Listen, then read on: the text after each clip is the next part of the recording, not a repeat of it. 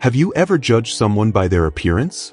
Get ready for a story that will change your perspective forever. A 77-year-old lady enters a luxury store. "Ma'am, I think the thrift store is 2 blocks down." Humiliated and expelled, she finds an unexpected ally. "Are you all right?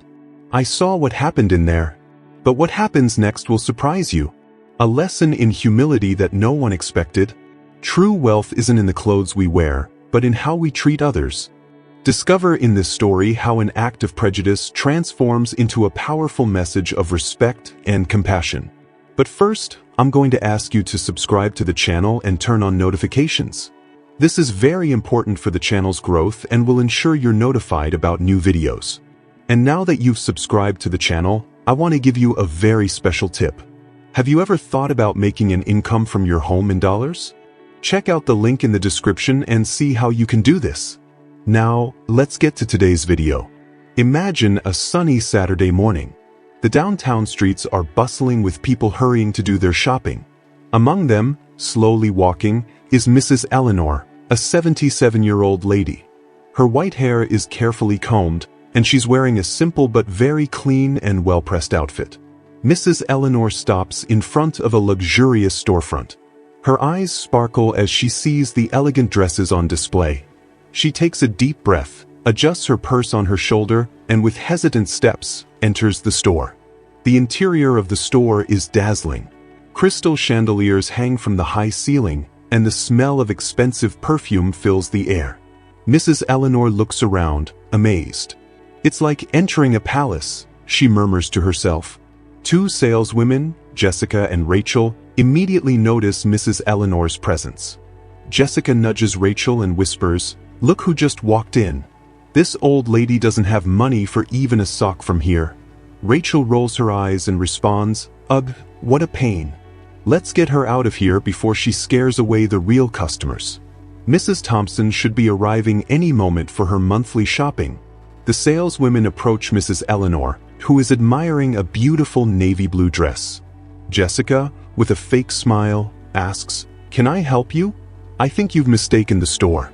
The thrift shop is 2 blocks down." Mrs. Eleanor, not noticing the mocking tone, responds gently, "Oh no, dear. I came to buy a dress for my granddaughter's wedding. You know, she's getting married next month, and I want to look beautiful for the big day." Rachel can't contain a laugh. "Ma'am, our dresses cost more than you make in a year. Please leave. We don't want to waste time." Mrs. Eleanor, feeling diminished, tries to explain, "But I can pay. I've been saving for months.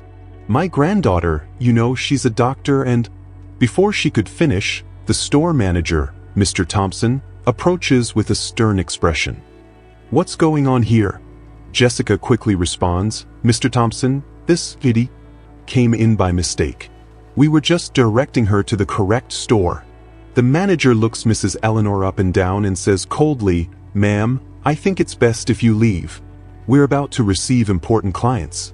We don't want inconveniences." Mrs. Eleanor, with tears in her eyes, tries one more time, "But I just wanted—" Mr. Thompson interrupts her, "Please leave now, or I'll have to call security." Heartbroken, Mrs. Eleanor is practically pushed out of the store. She sits on a nearby bench, trying to hold back her tears. At this moment, a young woman approaches. She's Sarah, a law student who was passing by and saw the whole scene through the window. "Are you all right?" Sarah asks, sitting next to Mrs. Eleanor. "I saw what happened in there. It was horrible." Mrs. Eleanor wipes away her tears and smiles sadly. "I'm fine, dear. Just a little sad that I couldn't buy a nice dress for my granddaughter's wedding." Sarah is outraged. "That's absurd. They can't treat people like that." Mrs. Eleanor sighs and says, "You know, my young friend, life teaches us many lessons. Sometimes, people judge without knowing. But we shouldn't hold grudges. Who knows what problems they have in their own lives to act like that?"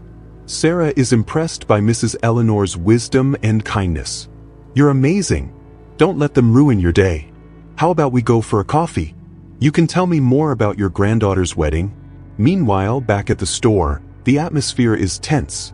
Mr. Thompson is reprimanding the saleswomen when an elegant man enters. It's Mr. Johnson, a VIP client of the store.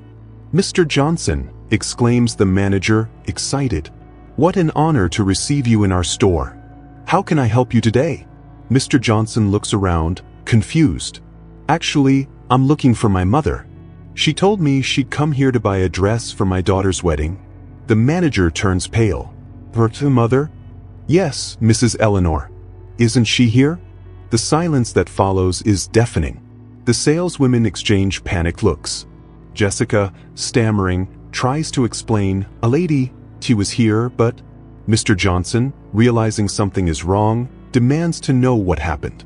When he learns about the treatment given to his mother, he becomes furious. How dare you treat my mother like this? Do you have any idea who she is? What she's done for this city? The manager, desperate, tries to apologize. Mr. Johnson, it was a terrible misunderstanding. Please, let us correct this. But Mr. Johnson is already leaving the store, determined to find his mother. He finds her sitting in the cafe with Sarah, laughing and chatting animatedly. Mom, he calls. What happened? Why didn't you buy the dress? Mrs. Eleanor, seeing her son's furious expression, holds his hand. Calm down, my son. It's not worth getting angry. Look, I met this lovely young woman, Sarah. She reminded me that there's much more kindness in the world than evil. Mr. Johnson, still angry, insists, but Mom, they can't treat you like that. You deserve the best. Mrs. Eleanor smiles. And I have the best, my son. I have you, I have my granddaughter who's getting married, and now I have a new friend. How about, instead of being upset, we go look for a dress somewhere else? Sarah, charmed by Mrs. Eleanor's attitude, offers, I'd love to help you find the perfect dress. And so, the three set off in search of the ideal dress. After visiting several stores, they finally find the perfect dress, a beautiful sky blue model that enhances Mrs. Eleanor's eyes. The next day, to everyone's surprise, Mrs. Eleanor decides to return to the first store. She looks stunning in her new dress, accompanied by Mr. Johnson and Sarah. The store employees are dumbfounded. The manager, nervous, approaches, Mrs. Eleanor, please forgive us for yesterday's misunderstanding. Mrs. Eleanor gently interrupts him, I didn't come here for apologies, but to teach a lesson.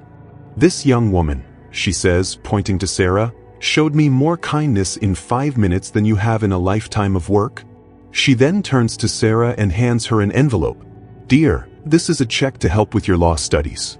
Use it wisely and continue being this wonderful person that you are. Sarah, emotional, hugs Mrs. Eleanor. Thank you so much. You've changed my life. Turning to the store employees, Mrs. Eleanor says, true wealth isn't in the clothes we wear or the money we have, but in how we treat others. I hope you learn this lesson and pass it on.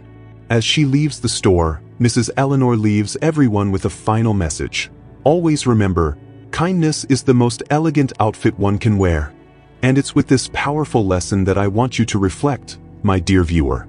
Life sometimes presents us with challenges that test our dignity and character. Mrs. Eleanor taught us that true greatness comes from within, not from external appearances. Think about this. How many times have you judged someone by their appearance? How many opportunities to show kindness might you have missed? Mrs. Eleanor's story reminds us that each person we meet has a story, dreams, and value. The next time you're about to make a hasty judgment, remember Mrs. Eleanor. Choose kindness. Choose respect. Because in the end, it's our actions and how we treat others that truly define who we are. And you, have you ever experienced or witnessed a similar situation? How did you react? What lessons did you learn from it? Share in the comments. Your story might inspire others to make a difference. Don't forget to like, subscribe to the channel, and turn on notifications for more inspiring stories like this.